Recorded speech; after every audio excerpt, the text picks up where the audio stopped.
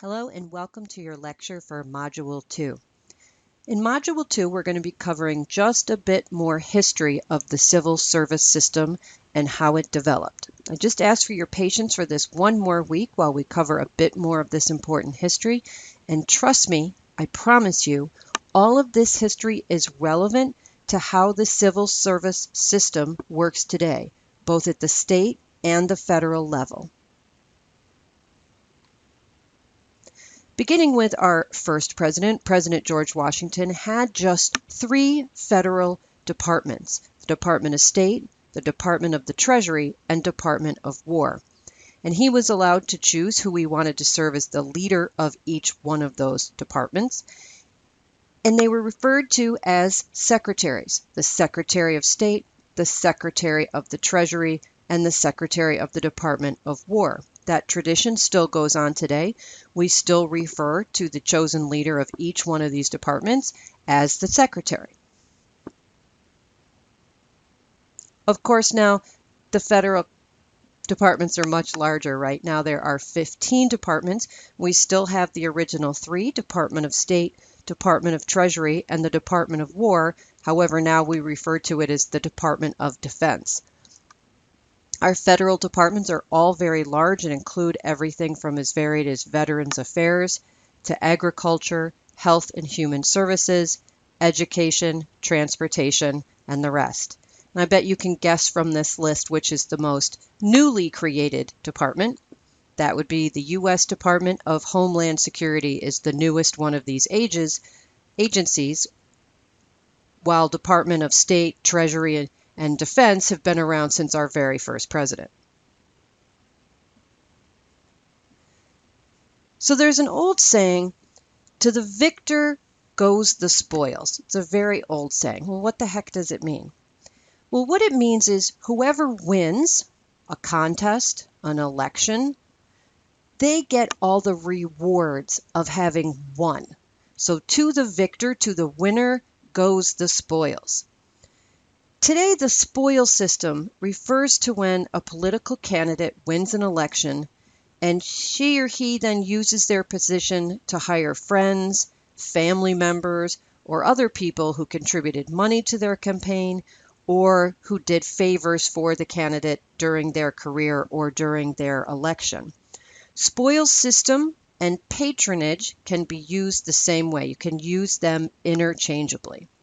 Spoils system and patronage also refers to when a politician awards high-value government contracts to a person, a business, or a corporation who did favors for them, who promotes their positions, and or who contributed money to their cause or to their campaign.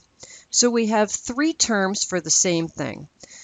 The oldest term is spoils system, and that comes from that old saying, to the victor goes the spoils.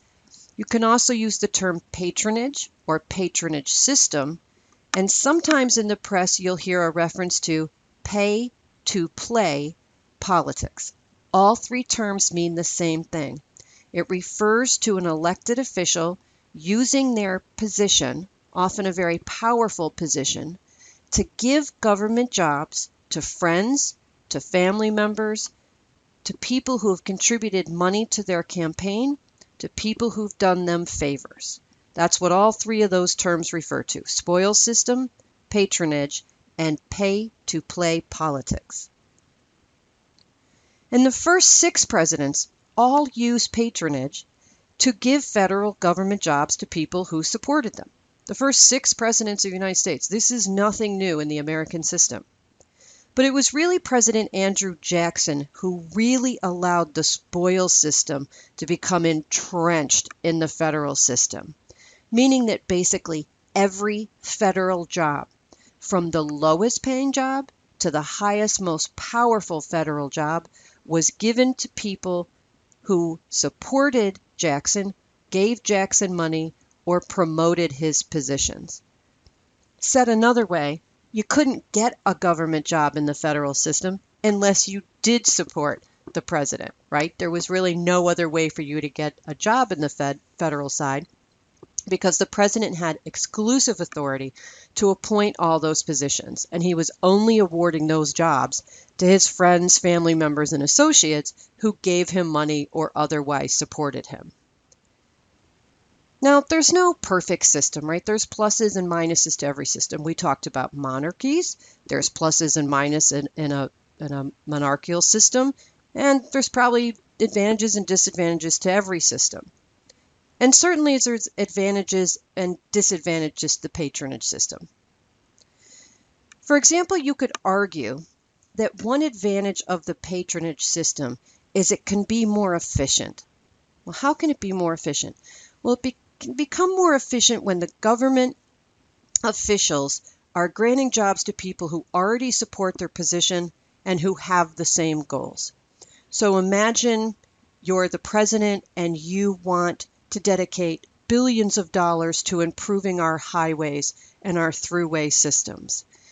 If you have a bunch of people working for you who disagree with you, you're going to spend more time arguing, right? And more time pushing and pulling against each other than you are going to be getting those laws passed and getting that money to the states who can then improve the highways and the thruways. So you could argue, it's maybe not the best argument, but you could argue that patronage can make government more official because essentially it puts everybody on the same side, right? If you're in the position of power, you're going to give jobs to people who support your positions, and you're more likely to actually get things done. But there's a lot of disadvantages to a patronage system. First, when elected officials hired unqualified people, the government can become ineffective and lose credibility amongst the citizens it's supposed to serve. Remember, when the president or the governor or the mayor gets to hire their friends or family members, it doesn't mean those people are at all qualified for those positions or that they have any experience to take on that role. So, of course, having unqualified people running our government agencies, not only is it inefficient, it can actually cause people to lose trust in our whole system. Secondly, people hired because of friendship or favors are unlikely to challenge the person who hired them. That's a frequent complaint about our president and our state governors, who sometimes surround themselves by people that we refer to as yes men. Have you ever heard that term, yes men? Because all they say is yes. Every idea the person comes up with, they say, oh, that's great, you're brilliant. Even though the idea that they have, the law they want to pass, the policy they want to enact, is not really practical, cost effective, or really serving the citizens it's supposed to serve. So you don't want our government leaders surrounded only by people who agree with them and say yes to them all day long and never challenge their ideas or push back. Third, only people who contribute to campaigns or do favors for elected officials can get government jobs, and that is fundamentally unfair and does not fit with the way our entire democracy is supposed to be set up, right? We want people to get jobs because they've earned them, because they deserve them. They have the right education, they have the right job experience, they're motivated, they're industrious, they're frugal, they're honest, right? They have all the characteristic of the people that we want to work in government service. But if you don't have thousands or hundreds of thousands or millions of dollars to donate to some candidate, you can forget about it under a patronage system, right? Those folks are just never going to be able to get a government job.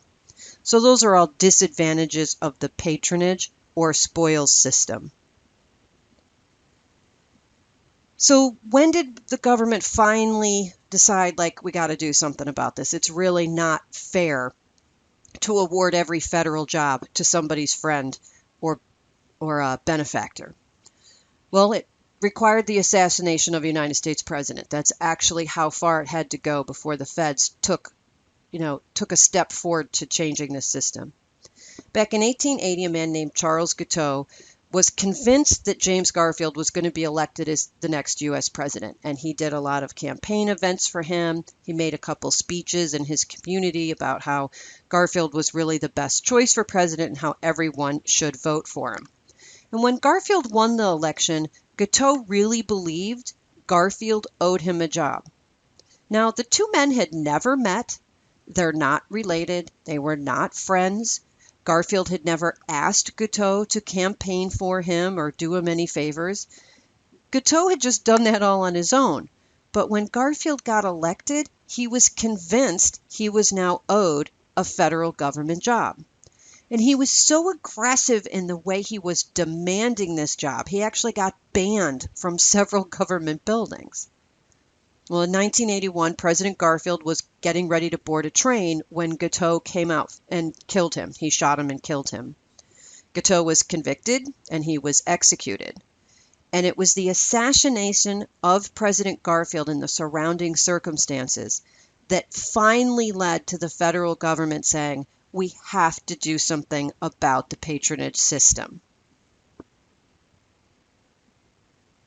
And one of the senators, whose last name was Pendleton, came up with what became known as the Pendleton Act, which became federal law in 1883, a short time after Garfield was murdered. And the Pendleton Act, it's important to remember, because it's important and also because it may show up on a quiz or a midterm exam. The Pendleton Act's important because it was the federal government's very first formal attempt at fixing patronage in public employment, and it also resulted in the creation of the first Civil Service Commission. So that's why the Pendleton Act is so important. It was actually the first time the federal government had said, this is unfair. The patronage or spoil system is inherently unfair, and we've got to do something about it. The Pendleton Act is also important for a couple other reasons. The first is the Pendleton Act required competitive examinations. We still have that right today, right? A lot of jobs where you want to get a job in the civil service system, you have to actually go and take an actual exam that is scored, and then your score is used to separate you from other candidates. So that actually came from the Pendleton Act. Pendleton Act also required a probationary period of 6 months. We still have probationary periods for a lot of civil service jobs today. It's usually 6 months or a year.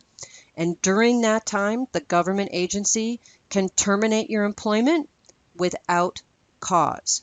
Without cause. During probation, you can be terminated without cause. So say you get one of these government jobs and you're just terrible at it, right? It's just not for you. It's just not a good fit. They don't have to let you have that job forever and ever and say, oh, well, we hired him. I guess we got to keep him. Or, well, you know, her uncle knows somebody, so we better not fire her, right? So during a probationary period, a civil service employee can be terminated without cause. That concept actually came from the Pendleton Act. The Pendleton Act also prohibited the firing or demotion of an employee due to party membership. That's political party membership. That's a law that still exists today, both on the federal and the state side. You are not supposed to be penalized or punished or treated poorly because you're a Democrat and your boss is a Republican, or because your boss is a Democrat and you are a Republican, or any other party affiliation.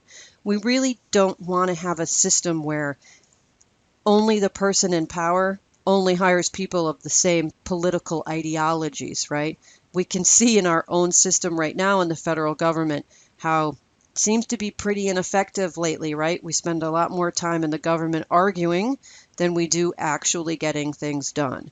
So while it's good to have a difference of opinion, right, and to debate different issues to come to the best result, we don't want anyone to be able to be fired simply because they're not the political party of whoever is doing the hiring or firing. So that is also good law today. It also allowed people to enter civil service at any age. There was exceptions then, and there's still exceptions to that now. For example, you can't become an FBI agent when you're 15 years old, right? So sometimes there's a minimum age you have to be to apply for a job. And there's also a few jobs, not too many, but there's a few jobs both in the state and federal system where you can't be too old to be hired for the job, right?